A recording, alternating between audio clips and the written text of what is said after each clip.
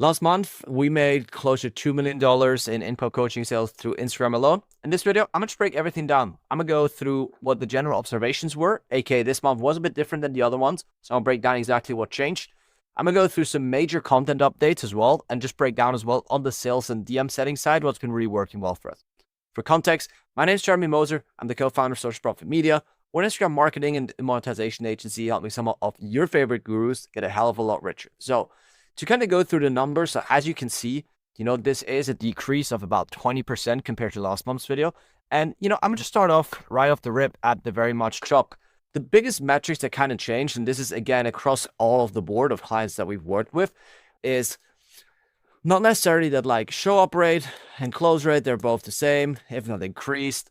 The biggest issue here is like number of new leads and number of booked calls. That really are the two metrics that kind of like messed us about, if you want to say so. And the reason for it, I'll break down in a bit, but I want to first go through some of the general observations. Now, the number one thing is like slower month across the board. Multiple clients accounts, also speaking to like of other people in the industry, they're like, yeah, it's actually been much slower. I will go and say there's two reasons for that. Obviously, there's been this incident with Charlie Kirk and obviously the whole political outburst. We've seen from the moment this happened for like a good 7 to 10 days, like engagement slowed down unless you were pushing political propaganda, like nothing really was getting much traction. A lot of like the lead flow was down. People who actually booked would reschedule or like not even show up to the calls. And you just see that incidents, like very rightly so, had like at least for us, a big incident, always trying to be very wary of like what I let to get to us. But the data on that was just very overwhelming to say that it had a big impact. The second thing is like a lot of like lead quality decreases. So in terms of like a lot of leads coming in, like very uneducated, very new into the sales process, and just not very like warm or like very financially qualified. Now, I think there's always two reasons, right? And I don't like to get sucked into them, but those are two reasons I've seen over the years. Because September is like notorious for it. Is number one, it's a bit of a saturation effect. There's obviously like, there's always like little cycles, right? And the cycles keep recycling, and like there's always so good or bad that you're gonna go with a team. And what I really see is like, whenever people become aware of like what we're doing on the webinars, what we're doing on the DM setting side, what we're doing on generally what we're trying to sell them and how we're trying to sell to them, people become aware of it. And like the moment they understand it, this little saturation effect takes place. And like the reason I call it saturation effect is because stuff just stops working as good as it was before. Same thing here. People just say they have no money and they're just kind of trying to play the game. And they're trying to basically like, bullshit you in a sense to not have to spend money or like see what you're actually trying selling. So that could definitely be one account, and on some clients that has definitely been an effect, which we've kind of mitigated. But the second thing is what I call the school restart depression, right? Obviously over summer, people are like enjoying themselves, good weather, good mood. They're spending a bunch of money, spending time with family, and that the kids go to school, they start college, and all of a sudden they realize like, fuck, I actually need more money.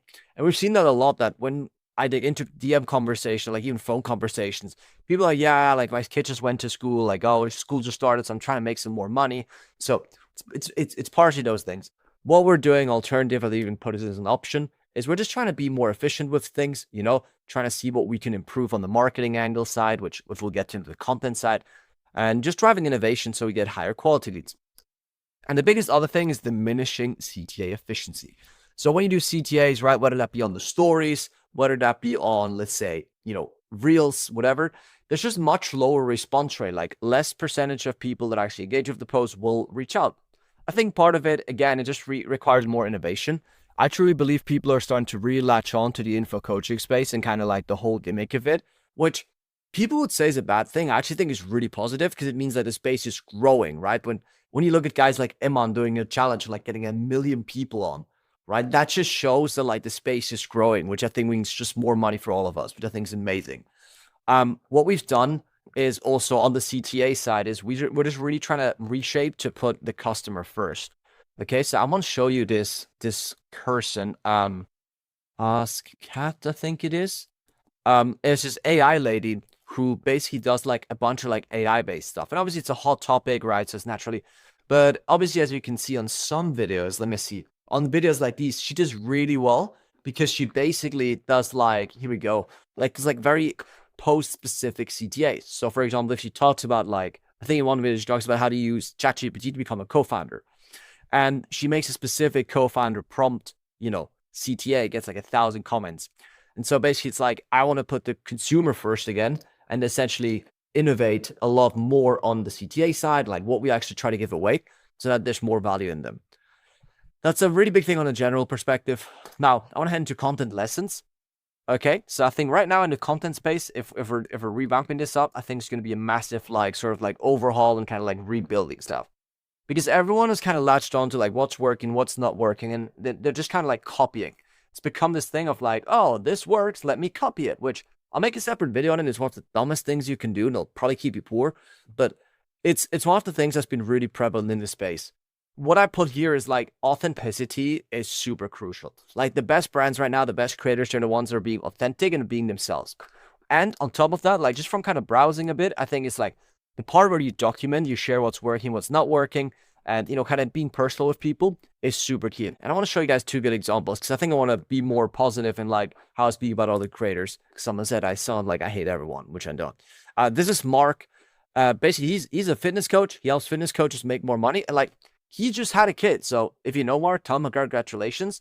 And he's done this whole thing where he basically shows, his child, and like he kind of shares like honestly, like again, grew up without a father. He shares like a pretty emotional like video of like how he grew up without a dad and how he was struggling, right? And as you can see here, like obviously here that's like 11K likes, 30K likes, like gets a lot of engagement from like the content with his daughter, And I think the cool part behind this understanding is that people want to see beyond just you make money, you're successful BS. They want to see really behind that, the scenes, and they want to understand what's going on. A second person who thinks an awesome creator, like I really enjoy his content. So this guy here, he's obviously gotten 500,000 followers. What he does is like he really documents. It sounds like day 152, day 151, whenever it is. And he really documents everything. As you can see by the engagement, it's pretty damn big. It's just like taking people behind the scenes, showing like some personal stuff here and there too. Because again, if you really understand my whole philosophy, and this becomes more prevalent and more true by the day, it's, top of funnel, right, middle of funnel, and then obviously, the money part, which is bottom of the funnel. This part here, I think, is really becoming big, where everyone just focuses on this and this. But if you really build the connection, you focus on like, actually being a genuine human being, which seems to be pretty tough for some of you info nerds, like that really sets you apart from a lot of people. And that's what I personally believe will be a big shift, where you got to lean more into that. Second thing as well is like testing different formats. Notoriously, we're known for the whole like multi-slider reel stuff. And while that's pretty good, and we're still going to double down on it because it works. For some clients, we're going to start introducing different formats, testing some stuff, because I'm just seeing right now a lot of people really succeed with and like double down on the talking heads ones. And the reason I say that is because I believe my assumption would be that with AI kind of rising up, people want to see the actual like, okay, this person is real, because I think that's going to become the big differentiator in the future. Second thing as well is just kind of being more distinctive with the brands. So I think just having like core topics, like having some good core topics you can speak about, right? Having clear-cut formats and styles. So it's like, if I watch this guy's content, I know, okay, this is, Rajan. Or like if I see, certain creators, if I see a Rob the Bank video, I know, okay, this is Rob. So you want to kind of have that same effect. Also, if you haven't seen, Mosseri announced this new algorithm updates, or what they're trying to double down on. The biggest thing that I will say here is like, it's awesome because they want to double down on Reels. This is cool for 2 reasons. When they sort of like announced to double down on Reels, they also mentioned that they want to have this thing where you can essentially like put what you want to see and what you don't want to see, right? And so this is genius, because what I can now do is I can go into Instagram, tell them literally my niche, or like my topics that I want to make content around, and this is what I want to see more of. And so you can like funnel hack / like just get a much faster pulse, which means you get to understand on a given day or a given time frame what's working, what's popping, and you're much quicker to understand micro trends and like little formats you can pick up on and leverage for yourself. Okay. And then honestly, probably the one thing I want you to take away from is like, you want to start treating ads like content. Just like obviously in Facebook ads, you have like interest targeting and whatnot. What I probably really would encourage is like the fact that if you're able to like further, like if you use the recommended format, you're going to start seeing what people actually engage with, which allows you to understand what are the topics and the things that your audience is actually interested in. And so you can very strategically make content based on that, right? You can use for top of funnel content, you can use Reels research. For middle of funnel content, you can see like what they like, what they look like, what they're actually into, and match those up with your interests. And then obviously bottom of funnel, you just sell the fuck out of them, to be kind of frank, right? But that's like a major opportunity because people just think like, oh, views are money, amazing. When in reality, it's like, okay, cool. This is like a very unaware person. How can I make him more aware using my story, my opportunity? And so like really having a more funnel-based approach where you like gradually segment people through it from a stranger to a buying customer using different, layers of content, I think will be a massive game changer for you guys as well. And then the last thing is, I will actually say this because in the past 2 days, there's been this whole Sam Millsap drama. If you're not familiar with the guy, he does like info coaching or like something coaching for people that want to do coaching or something like that. And he's been getting flamed by these two guys who claim that he hasn't paid them out. And, as much as I'm like, look, just take the general lesson. If you think someone's fishy, you need to work with them and something fishy happens to you, then that's your problem. So, but what that proved to me is this, right? If you go on to, let me see if I can find this code. I think it's Kishan Slings. Basically like, if you look at his page, right, info is still a really small niche. He gets 730 likes on this one. This is 900. This got like 300 likes on info base. You can just see like a small niche of people that know what info coaching is gets like this much exposure. I think it's like on 50K views, something like that. Let's see the views. Like if you can go and consistently get 20K views on that niche content, I think there's massive, massive, massive power in doing that. Because what you can do is, you can go, I'll just call it like industry, and then I'll call it micro niche, right? Here, you are like a super small fish in like a massive pond. You have the Grant Cardones, you have like all the Hormozis, and they will fuck you up. But if you go in the micro niche, you can become like a big dog, you can start swinging around. And then once you own that whole little micro niche, you can expand into like an industry, into a niche in of itself, but you can gradually grow the brand. And so I think that whole drama, as negative as it might seem, I think it's been kind of cool for me to see, because what it taught me was like, oh, the info coaching space is actually like growing a lot faster than I even thought. And it actually gives us a lot of like leverage to an extent, because it's like, oh, even micro content can blow up like fairly soon. This is really the biggest update. Like content's really going through like a bit of an evolution right now, which I think is so exciting for us, because if you tap in now, you have like a generation run ahead of you. And the last thing I'll go through is just super short sales lessons. So number one, honestly, DM setting is all I speak about right now. It's the hottest thing right now. It's the ultimate differentiator. I know I said it with like sales process and show up rates, but it's really the ultimate differentiator right now. We leverage DM settings in a very unique way where we use them a lot in the booking call. Once they've booked, we leverage them heavy to increase the show up rate. And now we're leveraging them post call. We integrate them into the sales system where they use post call notes to follow up with the lead on IG. The lead thinks you are the person, obviously, like the creator, right? And so as a setter, you can make a shit ton of money. We've literally had like 40 to 60K, literally just following up with a person in the aftermath. And so I think that's one of the things that I personally believe will be pretty interesting, because as we leverage that more, it'll become like a massive play, because our efficiency as a sales team goes up massively. And the last thing is I will go and say is like talking about raising the expectations on the DM setting and really like building them. The reason I want to stress that is because I had this one case where, clients DM setting team, they had like the most amazing leads, like lead quality, like through the roof. But they kept not booking up at like, 10%. And so I kept really digging into them. And one of them was like really insistent on like, no, we're already doing the best we could.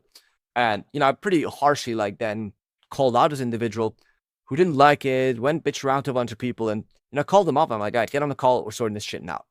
And I told him, like, look, guys, what I'm articulating to you is like, I believe you guys have the potential to make more money.